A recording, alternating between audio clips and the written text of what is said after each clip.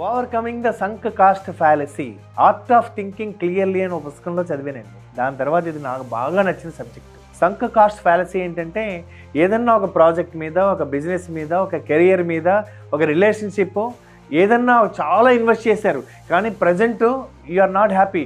ఫ్యూచర్లో కూడా profit benefit వస్తుందన్న గ్యారంటీ లేదని మీకు తెలిసిపోతుంది. కానీ ఇప్పటికి చాలా టైం ఇన్వెస్ట్ చేసాం, చాలా డబ్బు ఇన్వెస్ట్ చేసాం, చాలా ఎనర్జీ ఇన్వెస్ట్ చేసాం, దాన్ని కంటిన్యూ చేయడాన్ని సంక్ కాస్ట్ ఫ్యాలసీ అంటారు. అంటే మన జీవితంలో పనికిరాని పని చేయడం అనమాట. అందుకని ఎంటర్ప్రినర్కి ఎప్పుడు ఎంటర్ అవ్వడమో కాదండి, ఎప్పుడు ఎగ్జిట్ అవ్వడమో కూడా తెలియాలి. చూడండి, మీరే సినిమాకి వెళ్ళారు, ఎందుకు వెళ్తారు సినిమాకి? హ్యాపీగా ఉండడానికి, రిలాక్స్ అవ్వడానికి. కానీ హెడేక్ వస్తుంది, ఇంటికి వెళ్ళిపోదాం అంటారు. కానీ ఆవిడ అంటది టికెట్ ఆల్రెడీ తీసేసుకున్నాం కదండి. అంటే already invested, but it's not giving benefit. అయినా ఇన్వెస్ట్ చేస్తాం కాబట్టి మనం భరించడం అనేది సంక్ కాస్ట్ ఫ్యాలసీ. అలాగే బిజినెస్లో ఇట్స్ లాస్ మేకింగ్ బిజినెస్, దీన్ని రివైవ్ చేయడం కుదరట్లేదు. అది అవుట్డేటెడ్ అయిపోయింది ఆ మిషన్ ఒకప్పుడు మంచి రేట్ వచ్చేది, ఇప్పుడు అమ్మితే అంత రేట్ రావట్లేదు.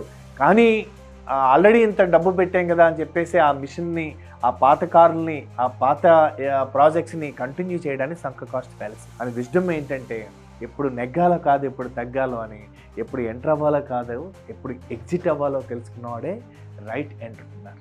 సో అది తెలుసుకుంటే sometimes make profit, sometimes you reduce loss. Because మీ టైం మిగులుతుంది కాబట్టి మీరు మళ్ళీ ఇన్వెస్ట్ చేసుకోవచ్చు ఆ new projects and new life.